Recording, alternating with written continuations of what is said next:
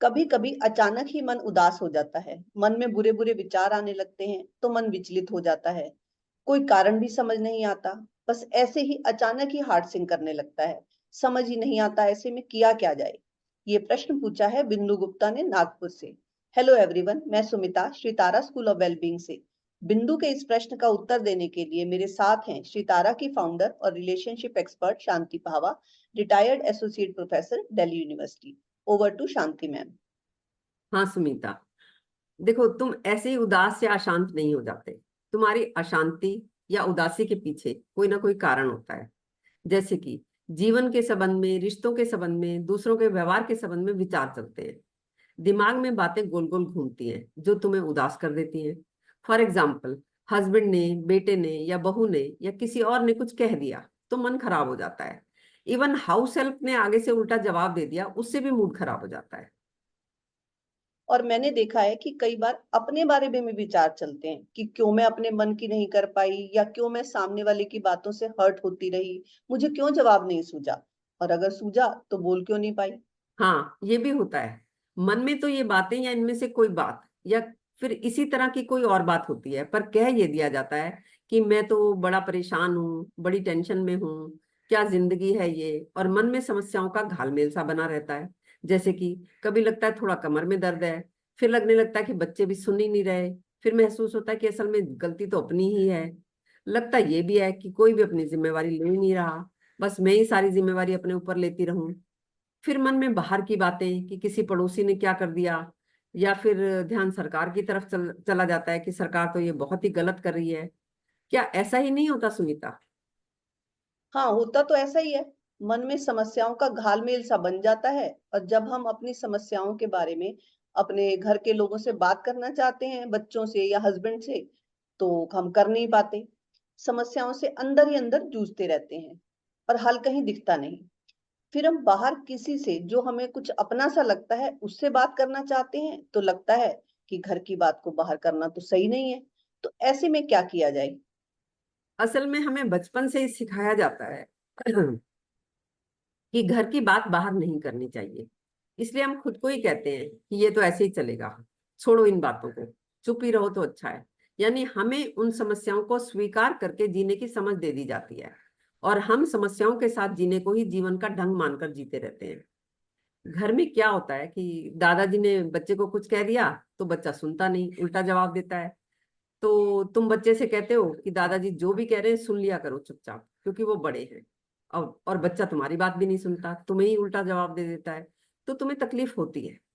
काम वाली को भी सासू माँ कुछ कुछ कहती रहती हैं तो तुम्हें तकलीफ होती है। तुम उन्हें कहना चाहती हो कि ऐसा मत कहो, ये काम छोड़कर चली जाएगी तो दिक्कत मुझे ही होगी, लेकिन कह नहीं पाती हो। कहती हो तो वो कुछ का कुछ समझती हैं कि तुमने ही तो इसको सिर पर चढ़ा रखा है। ना खुद कुछ कहती हो, ना मुझे कुछ कहने देती हो। और भी ऐसे ऐसे 10 मामले होते हैं। खाने पीने का मामला है, पति के साथ कहीं जाने का मामला है, कुछ खरीदारी का मामला है। तुम कहते ही हो कि बात पैसे की नहीं है, भले ही तुम 10,000 खर्च कर लो, लेकिन अगर वो चीज काम ही नहीं आ रही तो क्यों खर्चा किया जाए। ये मुद्दे हो जाते हैं। फिर कुछ भी साथ में करते हो तो उसमें दिक्कतें आ जाती हैं। पूजा करने बैठते हो, घूमने जाते हो, शॉपिंग करने जाते हो, सब जगह दिक्कतें ही हो जाती हैं। अब जिनके साथ इश्यूज हैं उनसे तो बात हो कैसे। और फिर you are not suppose to tell those things outside. जैसे कि कहा ही जाता है कि पति पत्नी का मामला है, कमरे में ही निपटाओ। घर का मामला है, घर में ही निपटाओ। सही में ये बात की घर की बात घर से बाहर नहीं जानी चाहिए, हवा में हर वक्त तैरती ही रहती है। और जबकि ये समस्याएं तो करीब करीब सभी की होती हैं, चाहे तुम्हारे पास अच्छी जॉब हो, अच्छी जगह पर बढ़िया घर हो तो भी, यानी सब कुछ होते हुए भी परेशानियां होती ही हैं। हर वक्त लड़ाई का खतरा, कोई बात कहनी हो तो डर सा लगा ही रहता है हमेशा कि कैसे कहूं, कब कहूं, कहीं लड़ाई ही ना हो जाए। पर हमारी प्रोग्रामिंग ऐसी होती है ना कि you are not suppose to tell even to your closest friends. तो होता क्या है कि हम उलझे उलझे जीते रहते हैं और उसी को जीने का ढंग मान लेते हैं। हम ना तो समस्या को समस्या देखते हैं, ना कहते हैं, और हम सभी ने इसे ही जीवन का ढंग मान लिया है। हाँ बिल्कुल। इस तरह विचार चलने से जो मन में समस्याओं का धुआं बनता है, मन में जो बातें गोल गोल घूमती हैं, कोई ना कोई विचार या कोई ना कोई समस्या मन में चलती ही रहती है। ये ऐसा सभी के साथ होता है। और सभी के मन में एक के बाद दूसरा, दूसरे के बाद तीसरा विचार आता ही चला जाता है, और तुम इन समस्याओं से युक्त जीवन को ही जीते रहते हो।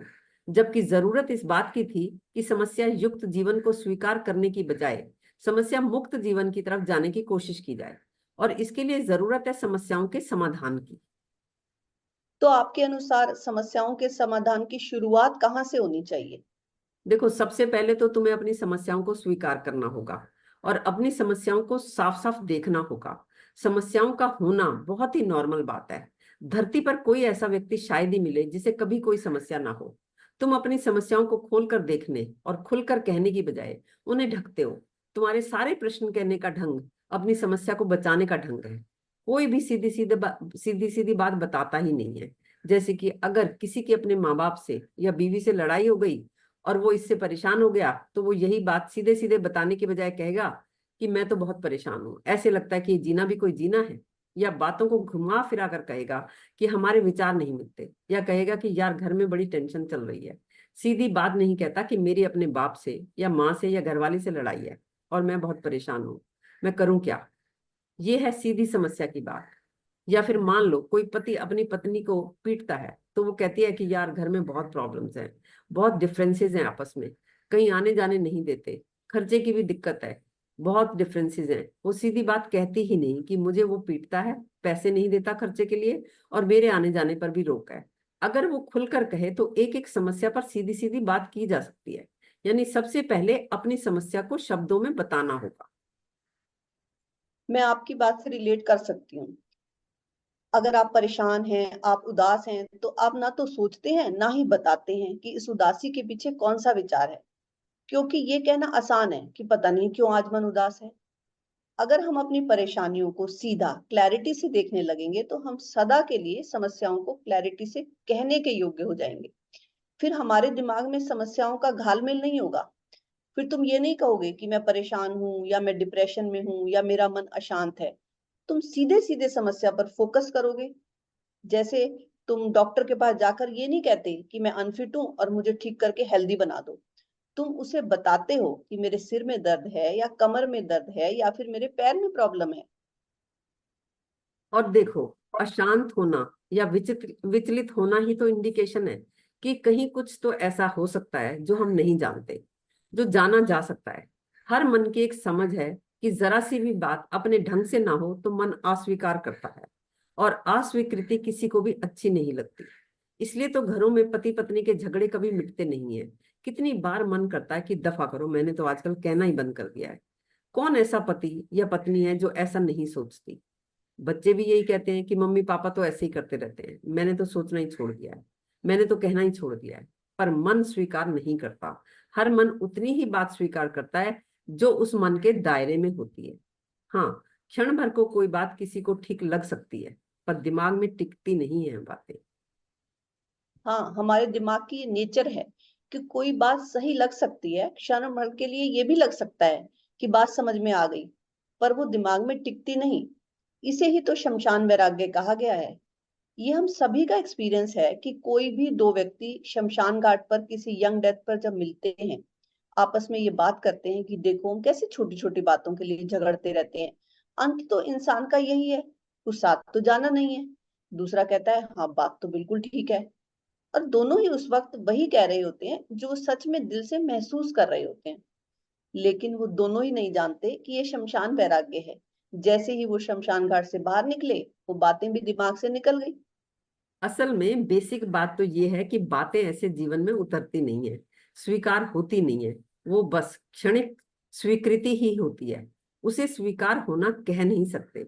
ठीक है, जब कोई कहता है उस वक्त तो बात जच जाती है, लेकिन मन ऐसे स्वीकार नहीं करता। मन अपनी समझ से जीता है। हाँ, सभी का मन अपनी ही समझ से जीता है। अब बिंदु ने आगे ये भी लिखा है कि जो भी अंदर चलता रहता है मैं उसका वर्णन नहीं कर पा रही, और ऐसा हमेशा भी नहीं होता। Most of the time normal mood ही रहता है। ये नॉर्मल मूड वाली बात थोड़ी क्लियर करें प्लीज। हाँ, असल में तुम नॉर्मल मूड उस स्थिति को कहते हो जब तुम्हें कोई समस्या का विचार नहीं आ रहा होता। यानी समस्याएं तो खड़ी हैं, लेकिन तुम उस वक्त किसी और काम में व्यस्त हो गए या किसी सेलिब्रेशन मोड में चले गए, और उन क्षणों में तुम अपनी समस्याएं भूल गए। इसी स्टेट को तुम अपनी हैप्पी स्टेट भी देख लेते हो। तो होता क्या है कि जब तुम इस तरह की स्टेट में होते हो तो तुम्हें किसी भी तरह का कोई उपाय नहीं चाहिए होता। लेकिन अगर तुम उदास हो, या कहते हो कुछ भी अच्छा नहीं लग रहा, या कहते हो कि टेंशन हो रही है, गुस्सा आ रहा है, स्ट्रेस हो रहा है, फ्रस्ट्रेशन हो रही है, खालीपन लग रहा है, या बहुत ही हर्ट फील कर रही हूँ, ऐसा लग रहा है कि जी क्यों रही हूँ, इस जीवन से तो मौत ही अच्छी, बहुत डर लग रहा है, गिल्ट हो रहा है, जेलसी हो रही है, जो उसने किया उससे मेरे दिमाग की नसें फट रही हैं, तब तुम तुरंत उपाय चाहते हो इन बातों का। देखो, मैं नहीं कह रही कि ये सब की सब समस्याएं सभी की हैं और तुम्हारी भी हैं, पर इन्हीं में से किसी को 8, किसी को 5, किसी को 2 हो सकती है। तुम्हारी भी 2-4 हो सकती है, चाहे तुम्हारी कितनी भी कम हो, काम तो करना ही होगा। प्रोसेस एक ही है। अगर तुम्हें कम समस्याएं हैं तो तुम्हारे लिए आसान है, उन्हीं पर काम करके खत्म करो। वैसे भी हमारा दिमाग एक यूनिट की तरह है, इसमें एक भी समस्या हो तो वही पूरे दिमाग को घेर लेती है। जैसे हमारे पाँव में 10 कांटे हों या एक कांटा हो, हम चैन से तभी बैठ पाते हैं जब एक भी कांटा ना हो हमारे पाँव में। तुम ये जो कहते हो कि कुछ भी अच्छा नहीं लग रहा, इसका कोई इलाज नहीं है, यानी इसके लिए कोई ऐसे शब्द नहीं है जो कि आपको बता दिए जाएं और आपको ये कुछ भी अच्छा ना लगना बंद हो जाए और सब कुछ अच्छा लगने लगे। पर जब तुम एक इस तरह की मेंटल स्टेट में होते हो तो तुम तुरंत कुछ ऐसा चाहते हो जिससे इस स्थिति से जितनी जल्दी हो सके बाहर आ सको। तुम्हें स्पष्टता से ये तो पता नहीं होता कि तुम चाहते क्या हो, पर यह पक्का पता होता है कि तुम उस मेंटल स्टेट से बाहर आना चाहते हो। और इस मेंटल स्टेट से बाहर आने के लिए तुम अपने उपाय करने लगते हो, खुद को किसी भी काम में लगा लेते हो, या जो भी तुम्हें इसके उपाय के नाम पर पता है वही वही करते हो। पर इसका कोई परमानेंट इलाज तुम नहीं कर पाते, क्योंकि वो तुम जानते ही नहीं हो। पर तुम्हारा मन सदा कुछ परमानेंट उपाय खोजता ही रहता है। आपने एक ऑडियो में कहा भी है कि मन उसी समस्या का उपाय ढूंढता है जिसको वो जानता है कि उपाय है। हाँ बिल्कुल, इस उदासी का, दुख का उपाय है, इसलिए मन उपाय ढूंढता है। पर उसके लिए तुम्हें रुकना होगा और अपने दुख के पीछे की समस्या को खोजना होगा, और फिर हमें अपनी समस्याओं को शब्दों में बताना पड़ेगा, तभी उनका हल हो पाएगा। अजीब सा लग रहा है, पता नहीं मन क्यों उदास है, दिल बैठा जा रहा है, डिप्रेस्ड फील कर रही हूँ, लोनली फील कर रही हूँ, इन बातों का कोई उपाय नहीं है। अब मेरा एक प्रश्न है आपसे कि मैंने बहुत लोगों को कहते सुना है कि मैं तो बहुत ही इमोशनल हूँ, इसीलिए परेशान रहती हूँ। जो लोग इमोशनल नहीं होते ना, वो मस्त रहते हैं। इस बारे में आप क्या कहेंगी? देखो सुमिता, अगर किसी को भी ये लगता है ना कि मैं इमोशनल हूँ इसलिए हर्ट होती हूँ, और जो इमोशनल नहीं होते वो मस्त रहते हैं, तो वो अधूरा सोचते हैं। क्योंकि इमोशंस तो सभी में होते हैं। हाँ, दो लोगों की सेंसिटिविटी में फर्क हो सकता है। यहाँ समझने वाली बात यह है कि इमोशंस कोई मुद्दा नहीं है, ये तो एक्सप्रेशन है। हमें पिन पॉइंट करना होगा कि हमारे मन में विचार क्या चल रहे हैं, यानी तुम्हें किस बात से दुख हुआ है। दुख शब्द का इतना ही मतलब है कि मन अगर सहज सरल नहीं है, मन अगर दूसरे की किसी बात से तकलीफ पा रहा है, तो यही दुख है। इसी को तकलीफ कहते हैं। ये उधेड़बुन होना या अजीब सा लगना, इसके ही नए नाम है। इसको दुख ना कहकर हम इसको नए नाम दे देते हैं, जैसे तो ये कोई नई चीज हो। जैसे पाँव में दर्द हो और तुम कहो कि ऐसा लग रहा है कि कोई मेरे पाँव को काट रहा है, या कहो कि पाँव में टीसें उठ रही हैं, वगैरह वगैरह। तुम इस पाँव के दर्द के 25 नाम कह सकती हो। हर एक की लोकल भाषा में भी इसके कई नाम हो सकते हैं, कई एक्सप्रेशन हो सकते हैं, पर मेन बात है कि पाँव में दर्द है। थोड़ा बहुत तो फर्क होता है, जैसे घाव का दर्द अलग होता है, अंदरूनी चोट का दर्द अलग होता है, वो समझा जा सकता है। आज हमने जाना कि हम सभी के मन में जीवन के संबंध में, रिश्तों के संबंध में, दूसरों के व्यवहार के संबंध में विचार चलते ही रहते हैं। दिमाग में बातें गोल गोल घूमती हैं जो हमें उदास करती हैं। हम उलझे उलझे से जीते रहते हैं और उसी को जीने का ढंग मान लेते हैं।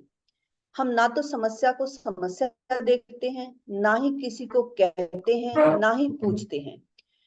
क्योंकि हमें बचपन से ही सिखाया जाता रहा है कि घर की बात घर से बाहर नहीं जानी चाहिए, जबकि जरूरत इस बात की थी कि समस्या मुक्त जीवन को जिया जाए, ना कि समस्या युक्त जीवन को स्वीकार किया जाए और उसके लिए कोशिश की जाए। अपनी समस्याओं को, अपनी परेशानियों को सीधा क्लैरिटी से देखना होगा, क्लैरिटी से कहना होगा, उपाय पूछना होगा। उम्मीद करती हूँ कि आज की बातचीत आपके लिए यूजफुल रही होगी। इस टॉक से रिलेटेड आपके मन में यदि कोई प्रश्न है, कोई डाउट है, तो आप कमेंट बॉक्स में लिखकर या व्हाट्सएप पर भी हमसे पूछ सकते हैं।